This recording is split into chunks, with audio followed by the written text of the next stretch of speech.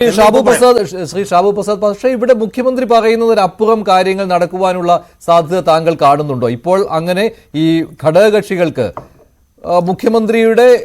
മുഖ്യമന്ത്രിയുടെ നിലപാടിനെ മറികടന്നുകൊണ്ട് ഒരു നിലപാട് പറഞ്ഞ് വിജയിപ്പിക്കുവാനുള്ള ഒരു സാഹചര്യം ഉരുത്തിരിഞ്ഞു വന്നിട്ടുണ്ട് എന്ന് കരുതാനാവില്ലല്ലോ. അല്ല മഞ്ജുഷ, അതിന്റെ മറുപടി ഞാൻ പറയാം. എനിക്ക് വളരെ ഇതിൻ്റെ അകത്തൊരു തമാശയായിട്ട് തോന്നുന്നത്, ഈ കഴിഞ്ഞ ഒരാഴ്ചയായിട്ട് കേരള മാധ്യമങ്ങൾ ഇങ്ങനെ ചർച്ച ചെയ്ത് കൊഴുപ്പിക്കുകയാണിത്. ഈ ഇഷ്യൂ അല്ല ഈ സംഭവം.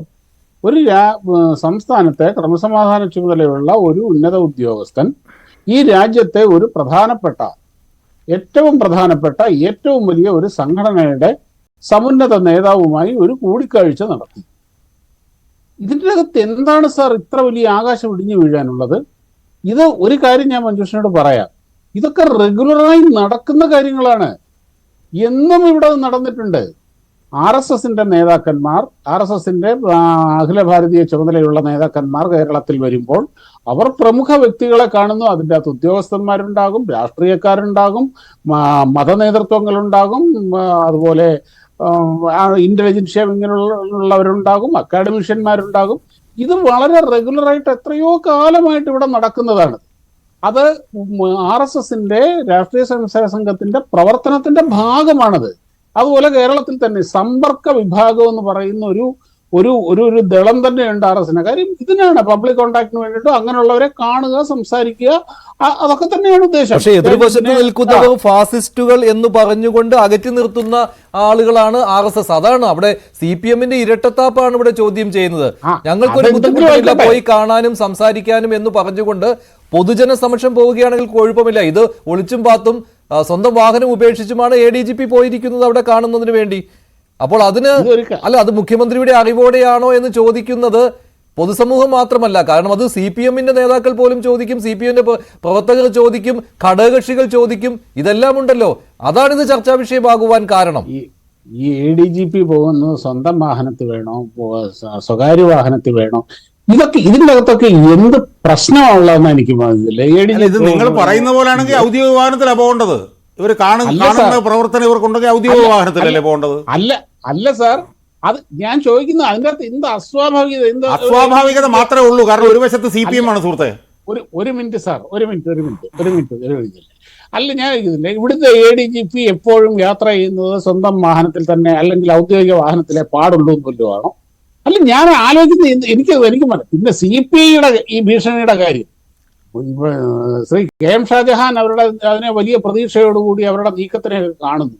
ഇവിടെ എത്ര കാലമായിട്ട് കാണുന്നതാണ് സർ. സത്യത്തിൽ ഇവിടെ കേരളത്തിലെ CPIയുടെയും അതുപോലെ അവരുടെ യുവജന സംഘടനയായ അല്ലെങ്കിൽ വിദ്യാർത്ഥി സംഘടനയുടെ ASFന്റെയും ഒക്കെ രാഷ്ട്രീയ പ്രവർത്തനം എന്ന് പറയുന്നത് എന്താണ്?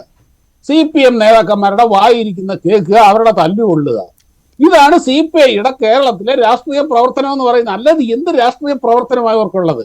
എന്ത് ആർജവമാണ് ഇവർക്കുള്ളത് ഏതെങ്കിലും കാലത്ത്? ഇപ്പൊ സാറ് വെള്ളിയം ഭാർഗവനെ വലിയ ഗംഭീരമായിട്ട് പറഞ്ഞു. വെള്ളിയം ഭാർഗവൻ ഇവിടെ പണ്ട് ഞാനിപ്പോ മുന്നണി വിട്ടുപോകും, ഞങ്ങൾ ആ തല കുത്തിമറിക്കും, ആകാശം ഇടിഞ്ഞ് വീഴുമെന്നൊക്കെ പറഞ്ഞ് ഇവിടെ പണ്ട് കുറച്ച് വേളം വെച്ചത് അവർ ഇലക്ഷൻ സമയത്ത്. ഏത് ഇലക്ഷനാണെന്ന് എനിക്ക് ഓർമ്മയില്ല. മുന്നണി പൊളിച്ചില്ലേ, അങ്ങനല്ലേ ഇങ്ങനല്ലേ എന്ന് പറഞ്ഞിട്ട് ഈ കഴിഞ്ഞ CPI ഇടതുമുന്നണിയിൽ വന്ന കാലം മുതൽ ഇവർ കാണിച്ചിട്ടുള്ള എന്താണ്?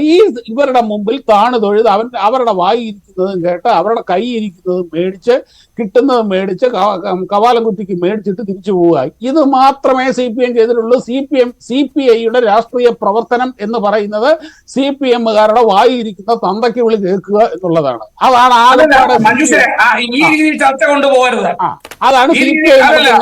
അതാണ് CPIയുടെ രാഷ്ട്രീയ പ്രവർത്തനം. അല്ലാതെ ചെയ്തിട്ടുള്ളത്